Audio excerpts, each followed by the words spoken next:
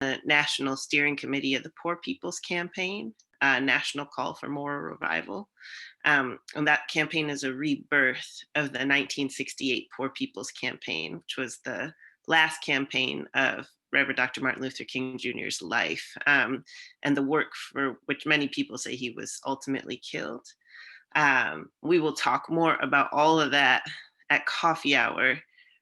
Today's sermon is not explicitly a King sermon, but hopefully the implicit kingness of it shines through. Can anything good come out of Nazareth? Can anything good come out of the trailer park? Can anything good come out of the res? Can anything good come out of the projects? Can anything good come out of the county jail? Can anything good come out of the trap? Can anything good come out of the stroll? Can anything good come out of the encampments lining each underpass? Can anything good come out of Nazareth? In July this year, last year, 2020, the Times of Israel published an interview with British-Israeli archaeologist Yardena Alexander. And Alexander's done several excavations in Nazareth, not just within the contemporary city limits, but within the very small area that made up the village of Nazareth that existed during the early Roman Empire. So this is the Nazareth of Mary, the Nazareth of Jesus. And you probably heard a little bit about what Nazareth was and was not at that time. It was not an important place during that era of history. It was not on the roads. Likewise, the people in Nazareth were not considered important. Jewish families who ended up there most of the time were families who had been displaced from Jerusalem, families of landless soldiers who couldn't compete with the pressure for land there, and so they were dumped off by the Hasmonean Empire, which pushed them out to settle in this really isolated backwater. They were basically gentrified out of Jerusalem.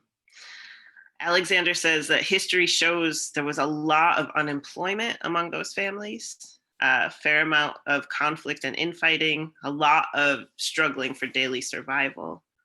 And she said people didn't go through Nazareth unless they specifically wanted to go there because it wasn't on the way to anything.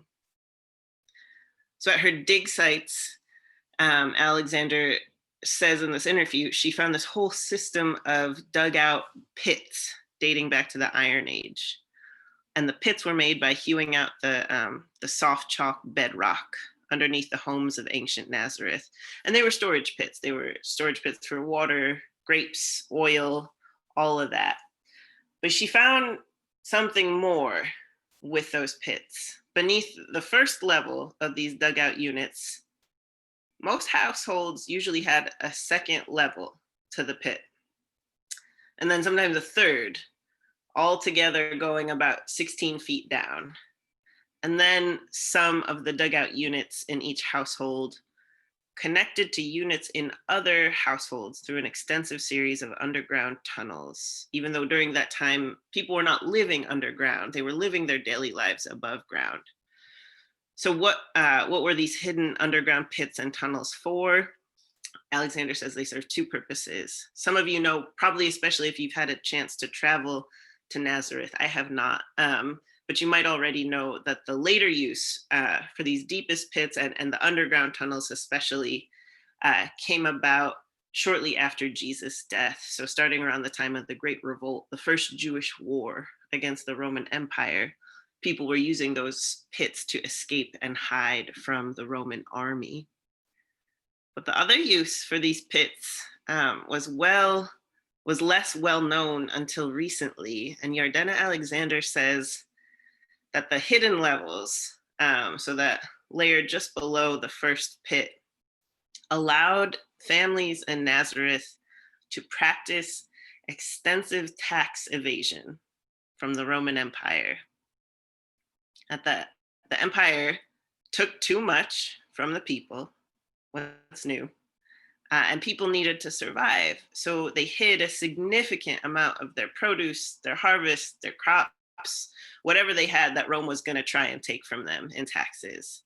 She says that based on the dating of the pits, this was a widespread and common practice in Nazareth at the time of the Annunciation to Mary and during the lifetime of Jesus. It more than likely was happening in Mary and Jesus' own home.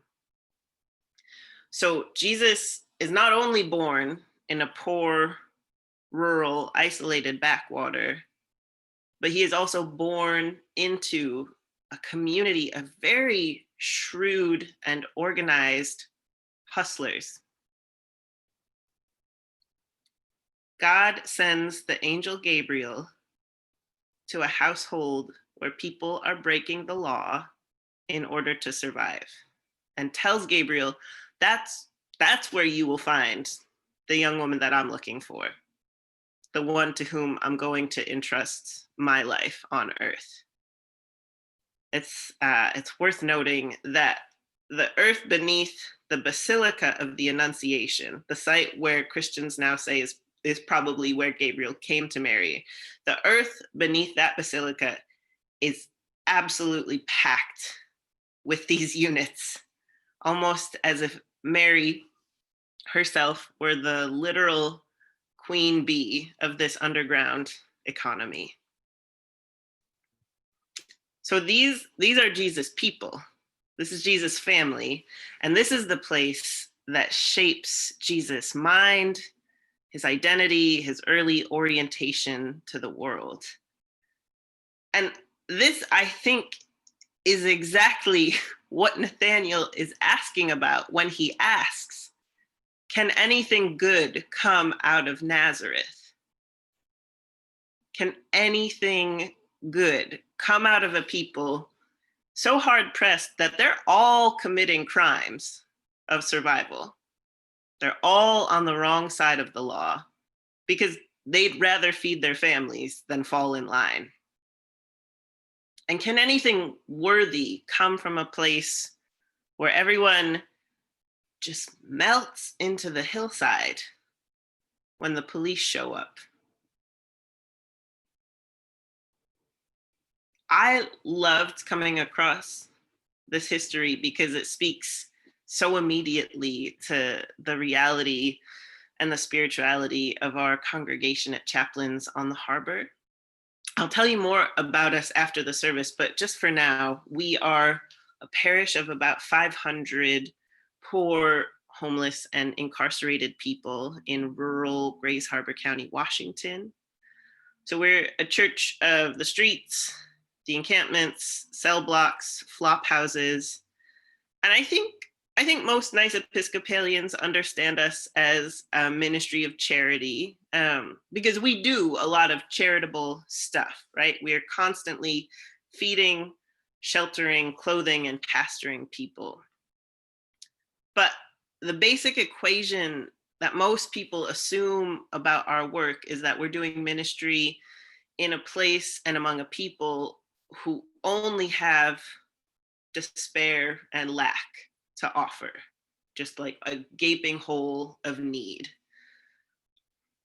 And there definitely is despair and lack present. We're organizing and doing church in a place where there's generations of poverty, generations of trauma.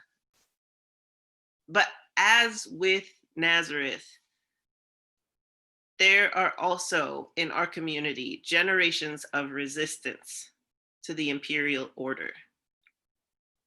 And I am not talking about respectable or righteous sounding or media grabbing kinds of resistance.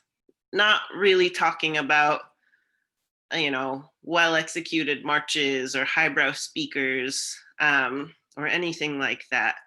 I'm talking about the kind of resistance that poor people always mount under empire because poor people's survival always demands disobedience to the interests of the rich and the powerful.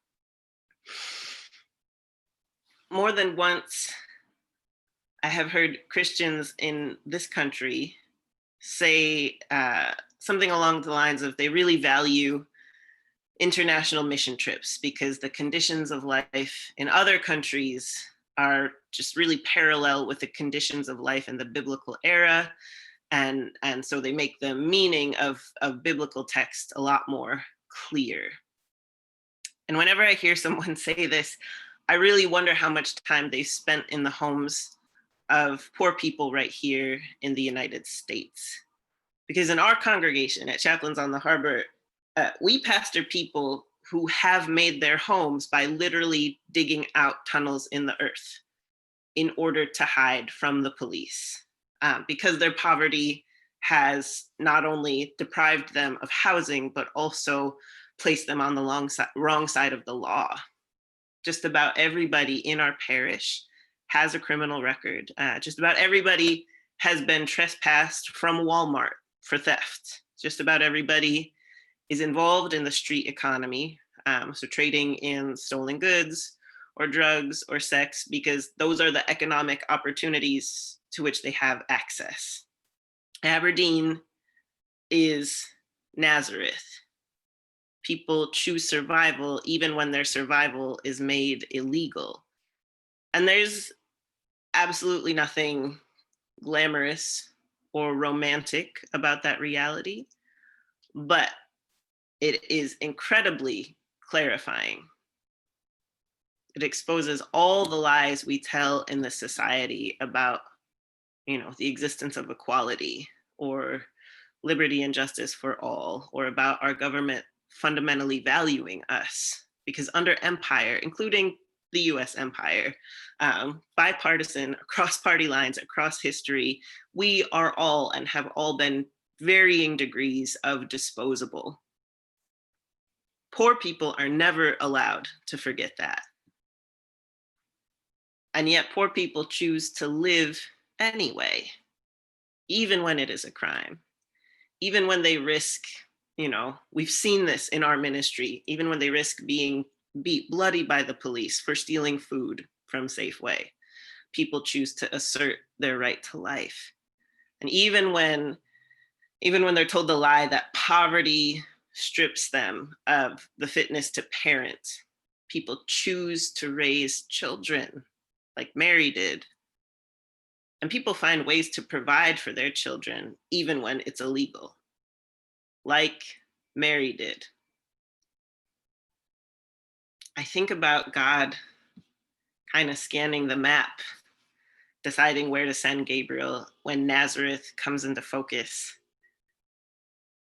God needs to be born someplace off the beaten path that won't attract much attention. God needs to grow up in a place where the way of the people is to choose life, regardless of whether the power structure says they're entitled to life. And God also, in the soft, warm, completely vulnerable body of a newborn child, God needs provision despite the odds. So there's Nazareth, and right in the middle of it, at the center of the underground hive of oil and wheat and wine that the people have taken back for themselves, the center of that network is Mary's house. And I imagine that God chooses her residence because it is the most comfortably stocked with stolen merchandise. It's so full that she's able to share with all her neighbors. Yes, God says, when Mary comes into focus, she's the one. Mary, Queen of Thieves. Mary, Queen of Daily Bread. Anytime poor people come together with that level of organization and collaboration in service of their collective survival, God is bound to be born in the midst of it. Can anything good come out of Nazareth? How could it not?